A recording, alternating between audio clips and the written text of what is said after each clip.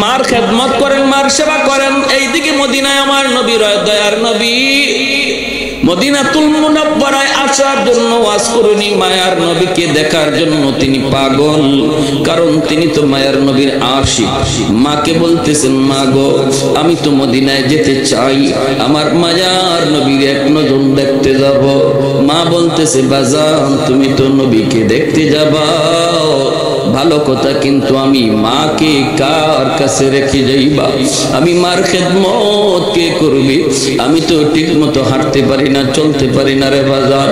ওয়াজ করিনি, কয় মা তোমার কষ্ট হলে আমি মদিনায় যাব না, আমার নবীকে দেখতে তিনি যাইতে পারেন না, কারণ মায়ের খেদমতের কষ্ট হবে, অসুবিধা হবে। এই দিকে আল্লাহ পাক আমার নবীর কাছে জিব্রাইলকে পাঠাইয়া আল্লাহ পাক জানাই দিছে, বন্ধু তোমার একজন মস্ত বড় আশিক, সেই ইয়ামেনের করম এলাকার জঙ্গলে থাকি, নাম হলো ওয়াইজ।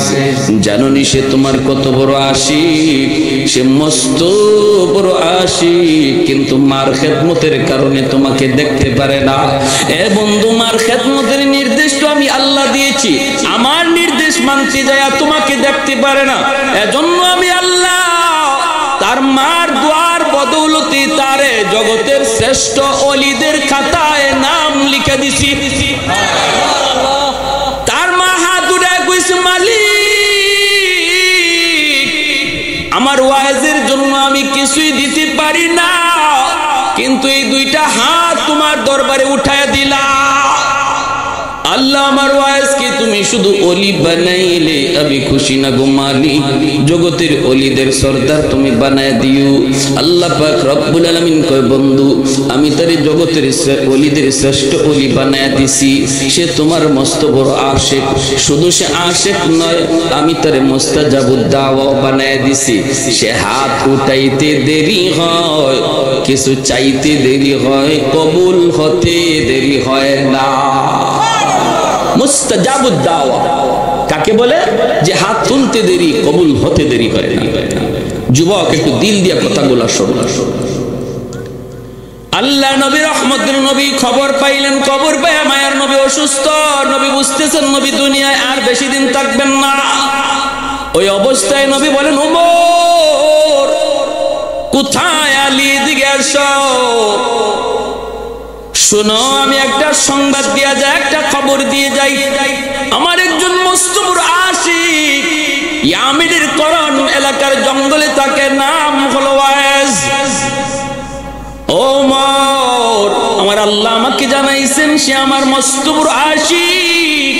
শুধু আশিক না, আল্লাহ তারে ওলি বানাইয়া মুস্তাজাবুদ দাওয়া বানায় দিছে।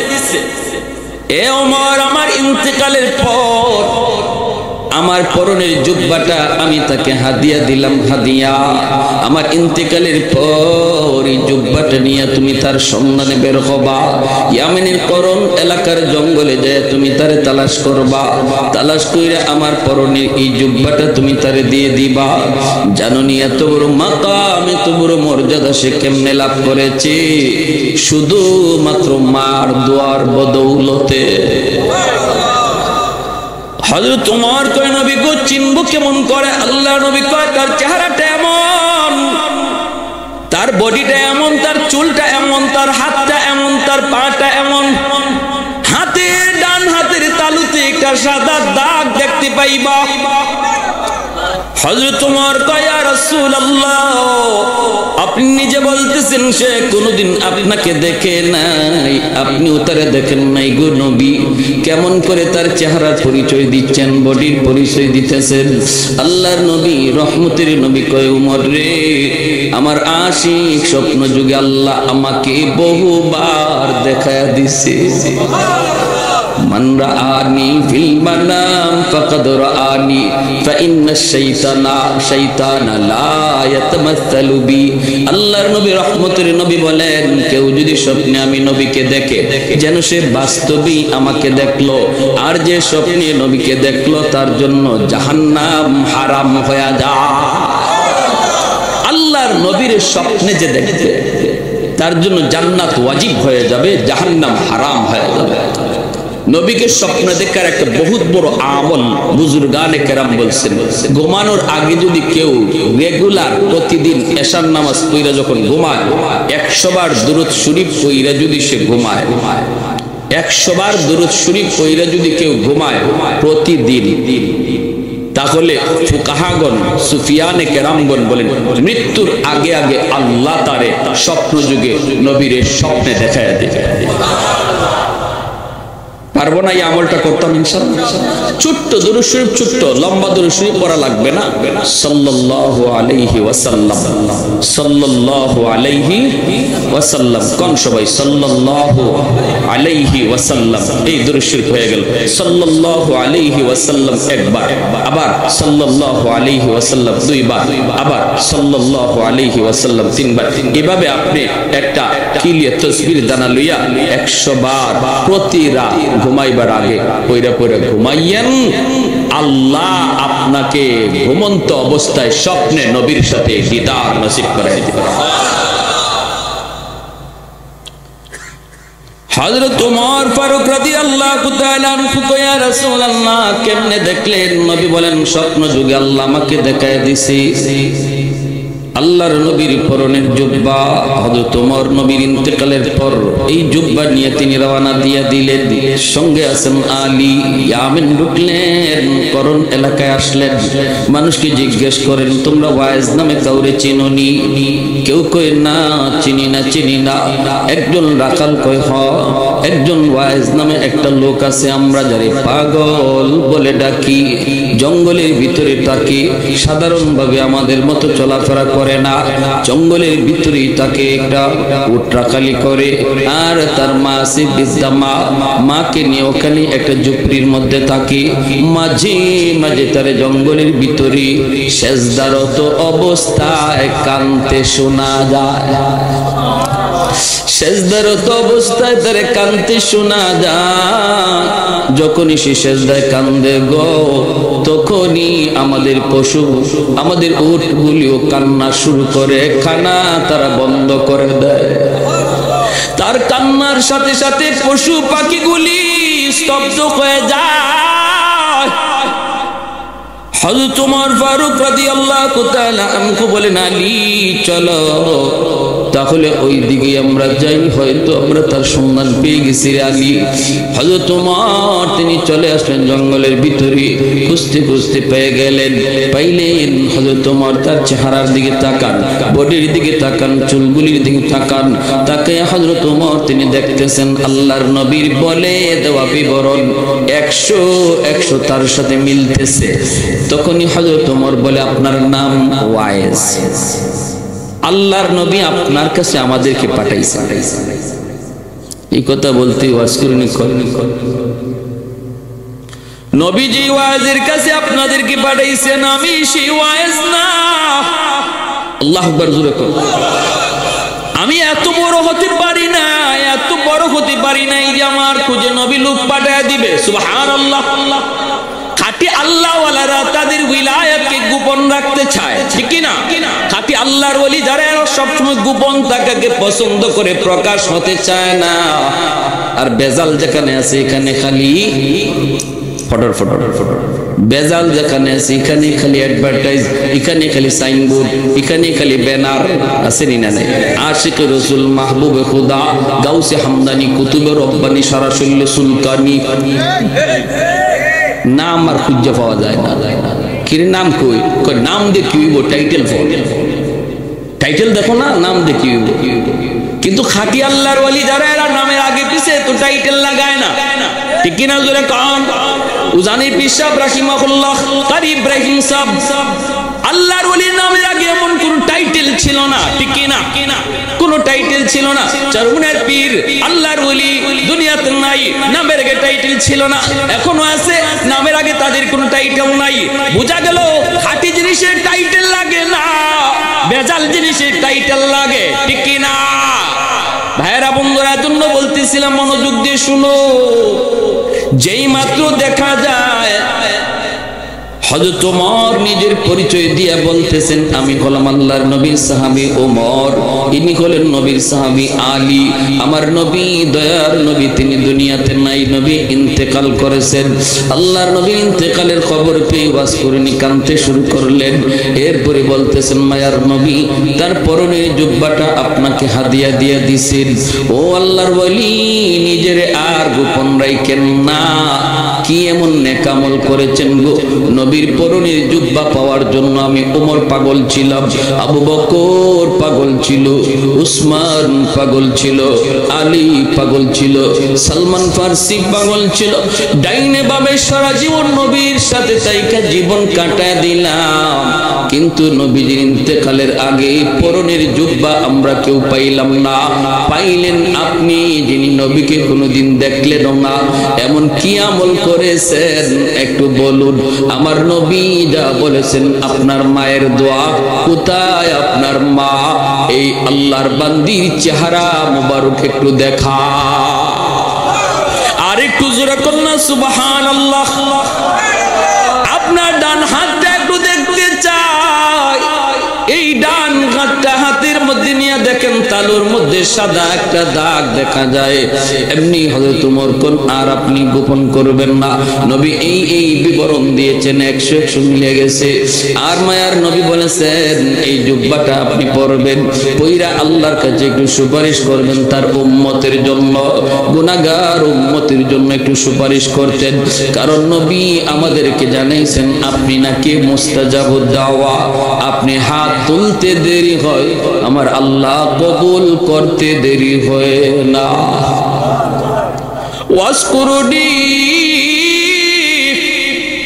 নবীর পরনের জুব্বা হাতের মধ্যে লইয়া তিনি দৌড় দিয়া চলে গেলেন জঙ্গলের ভিতরের যুবক, চলে গেলেন জঙ্গলের ভিতরে। যাইয়ে তিনি সেজদায় পড়ে গেলেন। সেজদায় পড়ে বলতেছেন, মালিক, ও মালিক, তোমার আমার গোপন রহস্য কেন তুমি জানাইছো তোমার বন্ধুরে? সুবহানাল্লাহ। তোমার আমার গোপন রহস্য, তোমার আমার গোপন সম্পর্ক কেন তুমি তোমার বন্ধুরে জানাইছো? আল্লাহ যখন জানাইছো, তাহলে আমিও তোমার সাথে বায়না ধরলাম, মাথা উঠাবো না, নবীর পরনের জুব্বাও আমি গায়ে দেব না, যতক্ষণ পর্যন্ত তোমার বন্ধুর সমস্ত উম্মতকে তুমি মাফ না করবা। আল্লাহু আকবার। মাথা জমিনে ঠেকায় দিছি, আমি পাগল, মাথা জমিন থেকে উঠাবো না যতক্ষণ পর্যন্ত গোটা উম্মতে মুহাম্মদের মাফ না করবা। আল্লাহ পাক রব্বুল আলামিন কয়, পাগল তুমি কি কও? ও ভাইরা বন্ধুরা, এটা কেমনে কয়? আল্লাহ পাকের সঙ্গে আল্লাহর ওলিদের অন্তরে অন্তরে কথা হইত, আল্লাহ পাক অন্তরের ভিতরে কথা জমায়ে দিত। রব্বুল আলামিনের এরকম ভাবে আল্লাহ পাকের কথা আসলো। ওরে পাগল না হয় না, কত আছে মদখুর, কত আছে গাঞ্জাখুর, কত আছে বাপ মারে কষ্ট দেয়, মারে কান্দায়, বাবারে কান্দায়, কেমন করে আমি সবরে মাফ করি? আল্লাহ পাক কয়, যা পাগল, আমি তোমার খাতিরে 10% আমি উম্মত মাফ করে দিলাম। ওয়াজ করিনি, কয় মালিক আমি 10% 20% বুঝি না, 100% বুঝি, 100%। আল্লাহ বলে, যাও পাগল, তোমার সুপারিশে আমি আল্লাহ 20% উম্মত মাফ করে দিলাম। ওয়াজ করিনি, কয় মালিক আমি মানি না। আল্লাহ বলে, যাও 30 ভাগ উম্মত মাফ করে দিলাম। তখনও কয় মানি না, মানি না। 40 ভাগ উম্মত মাফ করে দিলাম। এইদিকে আমার ভাইরা হযরত ওমর, হযরত আলী অপেক্ষায় থাকতে থাকতে কয়, কিরে আলী, ওয়াজ করুন গেল কোথায়? চলো তাড়াতাড়ি চলো, একটু খবর নেই। তারা দুজন চলে আসলেন ঝুপড়ির ভিতরে। আয়েশা দেখে ওয়াজ করুন সেজদায় পড়ে কার সাথে যেন বিড়বিড় করে কথা কয়। সেই কথা আর কারোর সাথে নয়, এই কথা তো কয় মাওলার সাথে। সেজদার মধ্যে আল্লাহ পাক বান্দার সবচেয়ে কাছে চলে আসে। জোরে করুন সুবহানাল্লাহ। আল্লাহ নবী কয়, সেজদার মধ্যে আল্লাহ পাক তার বান্দার খুব বেশি কাছে চলে আসে। এজন্য সেজদার হালতে আল্লাহর কাছে যা চাইবা আল্লাহ তাই পূরণ করে দিবে। ওয়াজ করুনি সেজদায় যায় কার সাথে বিড়বিড় করে যেন কথা কয়। হযরত ওমর আইসে ডাক দিয়া দিলেন, ও আল্লাহর ওলি,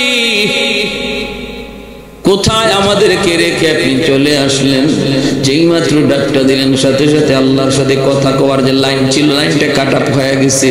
ওয়াজ করুনি সেজদা থেকে ওইটা বলতেছে, গো নবীর সাহাবী, আর একটু সময় যদি আপনারা ধৈর্য ধরতেন তাহলে আমি আমার মাওলার কাছ থেকে 100 ভাগ উম্মত মাফ করায়া লইতাম।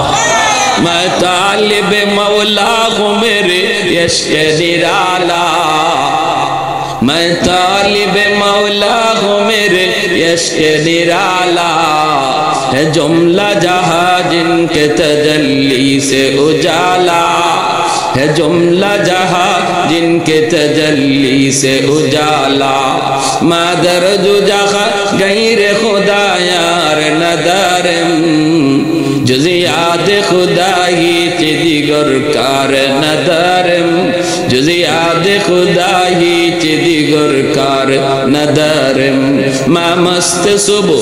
আমার ভাইরা বন্ধুরা জন্য মনোযোগ দিয়ে একটু খেয়াল করে কথাগুলি শোনো। মায়ের দোয়ার বদৌলতে ওয়াজ করুনি, এত বড় সম্মানী, এত বড় ইজ্জতওয়ালা, এত বড় ওলি, এত বড় মুস্তাজাবুদ দাওয়া হইছে মায়ের দোয়ার বদৌলতে, ঠিক কি না? এজন্যই ভাইরা আব্দুল কাদের জিলানী, খাজা মঈনুদ্দিন চিশতির মতো হাজারো আব্দুল কাদের জিলানীর যদি আপনি ঘরে দাওয়াত দেন আর উনাদেরকে দাওয়াত খাওয়ায় যদি বলেন হাত উঠে মোনাজাত করেন আমার জন্য, আর পাশের ঘরে যদি আপনার মা আপনার বাবা যদি তোমার জন্য হাত উঠায়, আমার মায়ার নবীর হাদিস, নবী বলেন আব্দুল কাদের জিলানীর দোয়া কবুল হবে কি হবে না কোনো গ্যারান্টি নাই, কিন্তু মার দোয়া, বাবার দোয়া কবুল হবে এর গ্যারান্টি আছে। করাচির হযরত হাকিম আক্তার সাহেব রাহিমাহুল্লাহ বহুত বড় আল্লাহর একজন ওলি, তিনি করাচির জামে মসজিদে নামাজ পড়েন। হঠাৎ করে তিনি দেখলেন একটা যুবক কাপড় দিয়া ডান হাত পেঁচায় রাখছি, সুন্দর করে নামাজ পড়তেছে, সুন্দর করে রুকু দেয়, সাজদা দেয়, কিন্তু ডান হাত কাপড় দিয়ে পেঁচানো। এই দৃশ্য দেখা আল্লাহর ওলি নামাজের পর যুবককে ডাক দিলেন, যুবক, তোমার নামাজটা বড় সুন্দর, তোমার রুকুটা বড় সুন্দর, তোমার সেজদাটাও বড় সুন্দর, কিন্তু ডান হাত কাপড় দিয়া কেন পেঁচায় রাখছো? যুবক বলতেছে, ও আল্লাহর ওলি, সে এক পিছনের করুণ ইতিহাস। আমার হাতের মধ্যে পচন শুরু হয়েছে, দুর্গন্ধ বের হয়, এত গন্ধ, এত দুর্গন্ধ, কাপড় দিয়ে যদি পেঁচায় না রাখি মসজিদের ভিতরে কেউ নামাজ পড়তে পারবে না, সবাই আমাকে মসজিদ থেকে বের করে দিবে, এজন্য কাপড় দিয়ে পেঁচায় রাখি। আল্লাহর ওলি বলেন, কেন তুমি কি ডাক্তার দেখাও না? যুবক বলে, ডাক্তার দেখানো শেষ, ভারত পাকিস্তানের সব ডাক্তার দেখানো শেষ, কেউ আমার রোগ ধরতে পারে না, কেউ রোগ ধরতে পারে না, পারে না, পারে না। আল্লাহর ওলি কয়, তাহলে অন্য দেশের ডাক্তার দেখাও না কেন?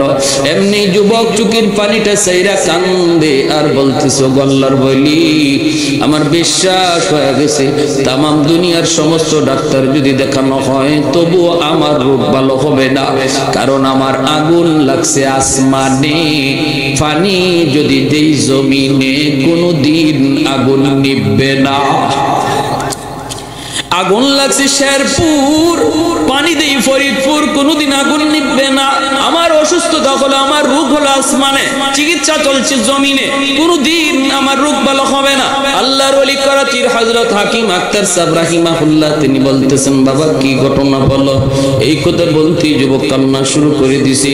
যুবক বলতেছে, ও আল্লাহর ওলি, আমি আমার মায়ের গর্ভে একমাত্র সন্তান, জন্মের কিছুদিন পরে আব্বা মারা গেলেন, আমার নানা নানি মামা মামি আসছেন আমাকে অন্যত্র, আম্মাকে অন্যত্র নিয়ে বিয়ে দিয়ে দিবে, কিন্তু মা কয় না আব্বা আমি যাব না, আল্লাহ আমাকে একটা মানিক দিয়েছে, আমি আমার মানিকের চেহারা দেখে জীবন যৌবন কাটিয়ে দেব, আমি আমার স্বামীর বাড়ি ছাড়ব না, আমার আম্মা আমাকে দেখা তার জীবন যৌবন কাটে দিল।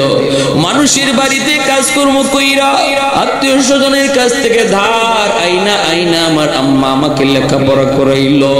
আমি লেখাপড়া করলাম, আমি কলেজে গেলাম, ভার্সিটিতে গেলাম। সুন্দরী একটা মেয়ের সাথে আমার পরিচয় হয়ে গেল। এই সুন্দরী মেয়ের সাথে পরিচয় হইয়া এক পর্যায়ে বিয়ে করে ফেললাম। বিয়ে করে আমি বউ নিয়ে বাড়িতে চলে আসলাম। আমার মাকে আমি বিয়ের খবরটা পর্যন্ত দেই নাই। এরপর আমার মা তিনি রাগ করেন না, তিনি মান্না নিছেন। আর এতটুকু শুধু বলছেন, বাবা একটু কবর যদি দিতি তাহলে মা তো নিয়ে উঠায় নিয়ে আসতাম। ঠিক আছে বাবা, ভালোই করেছো। এই বইলে দুঃখিনী মা তিনি মাইনা নিছেন। কিন্তু আমার সুন্দরী শিক্ষিতা বউ আমার মাকে মা হিসাবে মেনে নিতে পারলো না। এমন আমাদের সংসার এমন আসেনি না নাই রে ভাই, আসেনি না নাই? আজকের দিনের বউয়েরা যদি শাশুড়িকে নিজের মা মনে করত তাহলে সংসারে এত অশান্তি আসতো না। আর শাশুড়িও যদি নিজের বউটারে বউ মনে না করে নিজের মেয়ের মতো ভাবতো তাহলে সংসারে এত অশান্তি আসতো। ভাইরা বন্ধুরা, এরপরে দেখা গেল কি ওই যুবক বলতেছে, আমি অফিস থেকে বাড়িতে যখন ঢুকি রাতের অন্ধকার, আমার কানে কানে আমার মায়ের বিরুদ্ধে আমার বউ আমার কানে কানে আমার মায়ের বিরুদ্ধে নালিশ দেয়, কান ফোড়া দেয়। আমার কান শুধু বাড়ি করে বাড়ি করে বাড়ি করে বাড়ি করে বাড়ি করে। আমি তো দুর্বল, মহব্বত করে ভালোবেসে বিয়ে করেছি, এজন্য আমি আমার বউয়ের প্রতি দুর্বল হইয়া মার রুমে ঢুকে মারে বকাবকি করলাম। প্রথম রাতে বকাবকি করলাম। মা কইতেছে, বাজান আমি কিছু বলি নাই, যা কইছে তোর বউয়ে কইছে। কিন্তু এরপর মায়ের কথা বিশ্বাস করলাম না, বউয়ের কথা বিশ্বাস করলাম। ও আমার ভাইয়ের যুবক, যদি নিজের জীবনের সাথে মিলে যায় আল্লাহর দোহাই কথাটা দিল দিয়ে গ্রহণ করো। কাউকে উদ্দেশ্য নিয়ে কিছু বলতে আসি নাই, এসে যে কথাগুলি বলে যায় জানি না কার জীবনে পড়ে যায়। তওবা করে এখান থেকে উঠবা, চোখের পানি জড়ায় উঠবা, নতুবা জিন্দগি আল্লাহ দুনিয়া তো বরবাদ করে দিবে, আখিরাত তো কোনো কুল কিনারা খুঁজে পাবা না। সাগরে হাবুডুবু খাওয়া একজন মানুষ যেমন ভাবে কোনো কিছু কুল কিনারা পায় না, যেই সন্তানের উপরে মার কষ্ট বাবার কষ্ট, সেও তার জিন্দগির আর গোটা জীবনটার ভিতরে সাগরে পড়া হাবুডুবু মানুষটার মতোই শুধু ঘুরবে, কুল কিনারা খুঁজে পাবে না রে যুবক, কুল কিনারা খুঁজে পাবে না। ভাইরা বন্ধুরা, ওই যুবক বলতেছে গল্লার বলি, প্রথম রাত গেল আমি বকাবকি করলাম, দ্বিতীয় রাতে সেই আমি মার গায়ে হাত উঠে ফেললাম। যেই মাত্র মার গায়ে হাত উঠাইছি, দুঃখিনী মা হাউ মাউ করে কান্না শুরু করেছে। আর বলতেছে, বাজার আজকে বুঝি মার গায়ে তুই হাত উঠে দিলি রে। এই হাতটা মা চুমায় চুমায় বড় করছি, তোর হাতের মধ্যে মায়ের কি পরিমাণ চুমা লেগে আছে তুই জানো না। আজকে হাত দিয়ে বুঝি মারে তুই মারলি, ঠিক আছে যা, আল্লাহ যেন তোর এই হাত আল্লাহ যেন ফসাইয়া দে, তুই যেন আমার জানাজার নামাজ পড়তে না পারো। ওই যুবক বলতেছে, আল্লাহর বলি আমি তখনই টের পাইছি আমার পায়ের নিচের জমিনটা কাইপে উঠছি। আমার তখনই বুঝ হয়ে গেছে মার দুনুটা বদ্ধ আল্লাহর আরশে পৌঁছে গেছে। আমার মায়ার নবী কয়, বাপ মার দোয়া বদ্ধ আল্লাহর আরশে পৌঁছতে মাঝখানে বাধা থাকে না, বদ্ধ আল্লাহর আরশে পৌঁছে যায়। ওই যুবক বলতেছে, আল্লাহর বলি কিছুদিন পর অফিস থেকে খবর পাইলাম আম্মা মারা গেছে। আমি জানাজা পড়ার জন্য বাড়ির দিকে রওনা দিলাম, কিন্তু রাস্তাঘাটে এত সমস্যা হলো, অন্য কোনোদিন এত সমস্যা হয় না। বাড়িতে পৌঁছতে পৌঁছতে অনেক দেরি হয়ে গেল। আমি বাড়িতে ঢুকেই দেখি, গ্রামে ঢুকা মাত্রই দেখি মানুষজন একটা লাশ নিয়ে কবরস্থানের দিকে যাইতেছি। আমার বুঝ হয়ে গেছে জানাজা শেষ হয়ে গেছে, মা ভাই, মানুষজন অনেক অপেক্ষা করেছে, আর কত করবি? আমি ভিতরে যাওয়া মাত্রই লোকজন কয় বাবা অনেক অপেক্ষা করেছি রে বাজার, আর কত করব, আর কত করব? এই বইলা মানুষজন কবরে নিয়ে গেছে, আমিও কান্দি। মানুষকে বলি বাবা তোমাদের কোনো দোষ না, এটা আমার কপালের লিখন। আমি তখনই বুঝে গেছি মার দুইটা বদদোয়া, একটা বদদোয়া কবুল হয়ে গেছে। তুই যেন আমার জানাজার নামাজ পড়তে না পারো। আমি তো মায়ের জানাজা পড়তে পারি নাই, কত চেষ্টা করলাম, জানাজা তো পারি নাই। এইবার দ্বিতীয় বদদোয়াটা ছিল তোর এই হাত যেন পৌঁছা যায়। আমি অপেক্ষায় আমি নিশ্চিত হয়ে গেছি মার দ্বিতীয় বদদোয়াটাও কবুল হয়ে যাবে। ও আল্লাহর ওলি, কিছুদিন পরে আমি দেখতে পেলাম আমার ওই হাতের মধ্যে একটা ফোড়া দেখা দিছে। ফোড়া, এই ফোড়া থেকে পচন শুরু হয়েছে। অ্যান্টিবায়োটিক খাই, অ্যান্টিবায়োটিক আনলাম, খাইলাম, কোনো লাভ হয় না। ডাক্তাররা নিজেরা বলতেছে আমরা তো কিছুই বুঝি না, কেন তোমার রোগ ভালো হয় না, কেন তোমার রোগ ভালো হয় না, আমরা তো বুঝি না। আমি ডাক্তারকে বললাম ডাক্তার তোমরা আমাদের রোগ না ধরতে পারলেও আমি আমার রোগ ধরে ফেলেছি। আমার রোগ হলো আসমানে, চিকিৎসা চলছে জমিনে। সেই দিন থেকে পচন উপরে উঠে, খালি উপরে উঠে উপরে উঠে। এইবার আমার ওই সুন্দরী বউ, যার মহব্বতে বইরা আমি মার গায়ে হাত উঠাইছি, আমার ওই সুন্দরী বউটাও আমার ফালাইয়া বাপের বাড়ি চলে গেছে। মানুষজন আমাকে বাড়ি থেকে বের করে দিয়েছে, আত্মীয় স্বজন আমাকে বের করে দিয়েছে। এখন আমি রাস্তায় রাস্তায় ঘুরি, মসজিদে মসজিদে যাই কান্না করি। আল্লাহর ওয়ালি, ও আল্লাহর ওয়ালি, এবার বলুন আমার কোনো মা পাওয়ার উপায় আসেনি? উপায় আসেনি। এ যুবক মনে রাখো, যদি বাপ মার কলিজায় তুমি ব্যথা দাও, তাহলে একমাত্র আল্লাহর কাছ থেকে মা পাওয়ার উপায় হলো মারে বাবারে আবার খুশি করা। এছাড়া বিকল্প কোনো লাইনে আল্লাহরে খুশি করা যায় না। কারণ হলো জান্নাতুল বাকি, মদিনার কবর, ঠিক না? মদিনা শরীফের কবরের নাম কি? জান্নাতুল বাকির পাশ দিয়ে আমার রহমতের নবী যান।